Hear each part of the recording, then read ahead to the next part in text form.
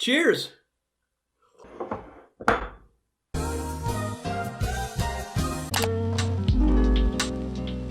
En 2019, le gouvernement a annoncé un programme augmentant le financement sur l'accessibilité à Internet haute vitesse partout au Canada, passant de 1 milliard à 1,75 milliard de dollars canadiens. 98% des foyers seraient branchés à Internet d'ici 2026. Les autres 2% attendent toujours le téléphone. Oui, bonjour. Ici Belle, comment puis-je ne pas vous aider? Oui, c'est une excellente nouvelle, mais il faut pas oublier qu'avec les annonces gouvernementales, il y a toujours des petites zones grises qui sont oubliées dans les dossiers. Par exemple, très impliqué dans le dossier présentement, comme nous le mentionne notre très cher député Sébastien Lemire dans un article de Médiaté, n'est pas tout dominé Internet haute vitesse. Il doit être fiable et abordable. C'est mon imitation de Sébastien Lemire. That's it, mon cowboy! Félicitations, Sébastien. Le problème étant qu'on est considéré dans une région éloignée. Donc, notre accès à Internet est très moyen. Et le gros problème ne réside pas seulement dans la vitesse du réseau, mais aussi dans son accessibilité, sa fiabilité et ses prix. D'ailleurs, l'Abitibi-Témiscamingue est considérée comme l'un des endroits les plus débranchés au Québec. Yes, sir! D'après Cefrio, Centre facilitant la recherche et l'innovation dans les organisations à l'aide des technologies de l'information et de la communication, 88% des foyers seraient branchés, qui nous place dans toutes les régions en avant-dernière position. Bon, là, ça se peut que certains me disent « Ouais, mais Internet, on s'en fout pour vrai, là. Moi, j'ai vécu toute ma vie sans, peu jamais le problème. Anyway, notre société serait mieux sur Internet, les gars. Moi, je suis capable de vivre ça, tout le monde est capable. » On dirait le discours de quelqu'un en 1920 qui veut pas qu'on amène le téléphone dans son village par peur de trop connecté au monde extérieur.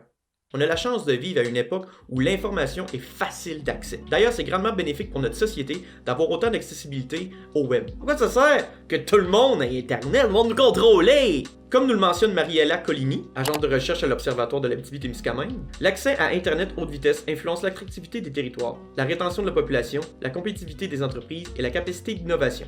Dont l'importance d'avoir une bonne connexion et une bonne accessibilité à celle-ci. Bon, présentement avec la pandémie, c'est là qu'on se rend compte que ça peut être important dans certains moments. Prenez par exemple le télétravail ou vos réunions Zoom beaucoup trop palpitantes présentement. Imaginez si nous étions encore à l'ère de la connexion Internet commutée. Veux-tu bien lâcher le téléphone 3 secondes? Je veux juste... une union.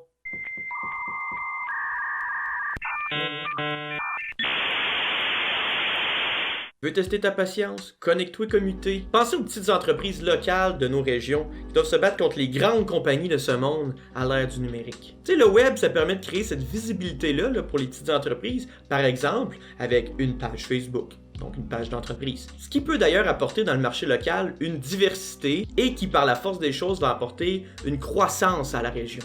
D'ailleurs, parlant de diversité, je crois qu'au niveau du service Internet, l'Abitibi-Témiscamingue serait dû. Et je suis content de constater que tranquillement, nous rentrons dans cette nouvelle ère numérique du service Internet grâce à Vidéotron. Tu sais, c'est une arrivée qui a fait grandement du bien pour le marché parce que justement, tranquillement, une compagnie en particulier est en train d'avoir le monopole. Bon, j'ai rien contre cette compagnie-là, mais j'ai de quoi contre le monopole. Surtout si ce monopole est pratiquement en lien avec un élément essentiel du développement de la région. Le gros problème dans ces situations-là, avec ces compagnies-là, c'est qu'il y a tellement pas de compétition qu'au final, c'est eux qui peuvent décider d'absolument tout. C'est comme si, par exemple, en Abitibi-Témiscamingue, j'étais le seul à vendre des pommes. Premièrement, je ferais augmenter mes prix parce que je suis seul, puis si t'en veux d'autres, faudrait que t'ailles à l'extérieur de la région. Mes produits seraient sûrement de base, donc je proposerais absolument rien de nouveau. L'innovation serait très moyenne. Tout le monde achèterait tout le temps ma affaire. Moi, je serais juste... Donc, avec l'arrivée d'une deuxième grosse compagnie, justement, ce que ça peut créer, c'est une compétition qui va apporter une sorte de diversité et un choix au niveau du client. Et c'est là que l'innovation peut sortir de l'un à l'autre. Mais bien entendu, il faut plus qu'un nouveau fournisseur pour améliorer notre situation en Abitibi. il faut de l'argent. Ce qu'il faut savoir, c'est que le plus important présentement, c'est de créer cette diversité-là au niveau de l'Internet et de mettre en place un système pouvant améliorer notre situation. Et en ce moment, ce qui est important, c'est qu'il y a du mouvement dans le dossier, parce que ça peut être un moteur très important pour le développement économique de notre territoire. Ça donne une petite push là, chaque fois. Permis de connexion. Donc lâchez pas mes amis, continuez de vous battre et chialer aux fournisseurs. Toi non plus, Sébastien. Lâche pas. Félicitations, Sébastien. Merci.